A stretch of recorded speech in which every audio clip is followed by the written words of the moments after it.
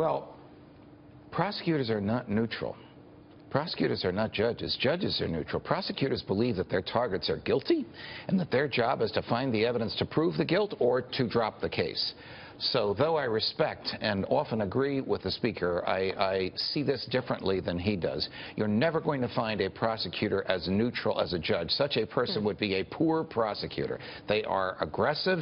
They are determined. They enjoy their work. They believe they're defending the Constitution. And if you're in their crosshairs, they're going to find a way to convict you or they're going to let you go. But don't you think there's an issue with the fact that Mueller is best friends, or, you know, he was apparently attached at the hip with Comey at the FBI. Comey's the star witness against Trump. Don't you think that's kind of crossing the line? No, and I think you'd be surprised to learn how many times that actually happens. I find myself in an awkward position defending all of this because I have a lot of issues with the idea of an entity in the government that is free to do what it wants and is not responsive to the will of the people, like Bob Mueller. But to your question, which is a good one, because a lot of people are concerned about this, prosecutors often use the same cops and the same FBI agents in their cases, and they develop relationships with them. And it's extremely common that the prosecutor knows the witness and can vouch for the witness's credibility. Again, the standard of ivory tower aloofness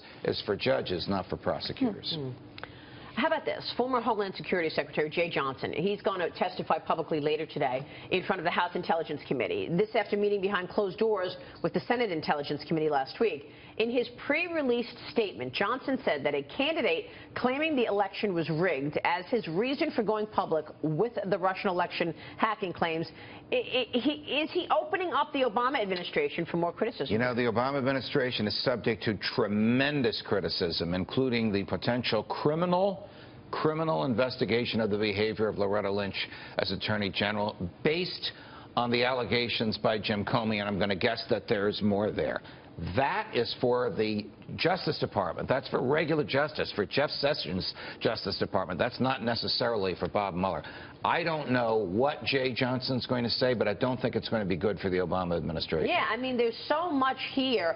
Number one, Loretta Lynch is meeting on the tarmac with Bill Clinton, and then she asks Jim Comey to call the investigation into Hillary Clinton a matter, not an investigation. Well, that screams obstruction to me. Can we talk about Susan Rice unmasking and everything? I mean, so this administration, I mean, the last 6 months of this administration, it's tramping and setting an I mean, it's unprecedented. All of this started, where we are now is 6 investigations of the President of the United States, one of which can indict people around the President. The President can't be indicted, but of course he could be. I don't think it's going to happen, but he could be impeached. All of this started when Susan Rice, I'm assuming it was she, somebody in the West Wing, unmasked a conversation surveilled by the NSA between General Flynn and Ambassador Kislyak, and they released just portions of it. That's what started this cascade of investigations against the president. Rand Paul said that he was spied on. Lindsey Graham said that he was spied on. And little by little, we see all of this other stuff. I have a huge... Go ahead. And it wasn't in the purview of job, so it's not like this was in the day-to-day responsibilities and duties of Susan Rice. Kevin, it was just like, hey, I'm Susan Rice, give it to me. Kevin, I'm going to raise your blood pressure even more. Okay, thank you. Where are the documents that evidence the unmasking? In the Obama vault in Chicago in preparation for entry into his presidential library, secured for 5 years. So they were moved from the National Security Council to the Obama Library. Why? They were requested under Freedom of Information Act, and they didn't have them. The president has the authority to do that, but Bob Mueller and the Congress can subpoena that, and he'd have to either comply with the subpoena, former President Obama, or send lawyers to a court to say why he shouldn't have to comply with the subpoena, and a judge will decide. But wait, and then there's more. Wait, and then there's more. What more could there be? Then there is more. Listen to this. Fox News has learned that the State Department has opened a formal inquiry into whether former Secretary of State Hillary Clinton and her aides mishandled classified information during her time in office. And get this, despite that investigation, she is still under investigation. Clinton and her staffers still have security clearance. In other words, they get updates. They get the sensitive government information regularly. She still has security clearance. Explain this. Nearly a year ago, July 5, 2016, when Jim Comey held his famous or infamous press conference saying, we're not going to indict her because she was extremely careless, but by the way, here's all the evidence we found against her. What he articulated at that press conference 11 months ago is solid grounds to strip her of her security clearance. Guess who can do it? Rex Tillerson, one of her successors as Secretary of State. What is he waiting for?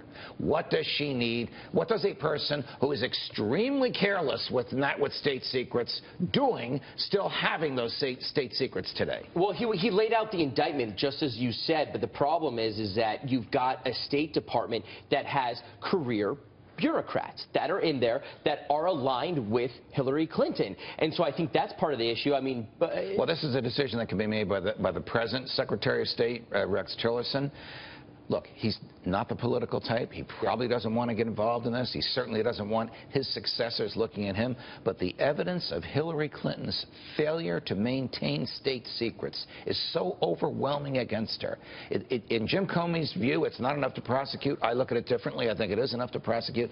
But in almost everybody's view who has looked at it, it's enough to strip her of her current anybody else would not have the security clearance. clearance. Why does she have the security clearance right now? She doesn't need it, and this woman Michael's right. It is precedent that secretaries of state keep these security clearances so they can, from time to time, give advice to their successors. But there is no precedent for a Secretary of State having been determined to have misused state secrets at the level that Hillary Clinton did. Yeah, she needs the privileged information to set up her new foundation for which she's going to get political donations, right? I mean, it's like... Come on. How long do you say it's typical that former secretaries of state hold on to clearance? Yeah. For how long? I don't know what the answer to that is, but again, to raise your blood pressure, don't be surprised if Henry Kissinger still has his. Now, different story, different man, different mentality. But you're talking 40 years ago when he was Secretary of State. But you make a good point. The fact that Comey came out and said how careless she was with information, that's also asking, raising the question, why is this still happening? He said reckless. Yeah, reckless. No, he said extremely careless. Guess what the standard is? Gross negligence. What is the difference between extreme carelessness and gross negligence? Nothing. Yeah. It's the same thing. Pretty incredible. Well, we'll be watching that one. Yes, absolutely. We'd like some updates there, Judge. You got them. Thank you so much. Pleasure, Judge guys. Andrew Napolitano there.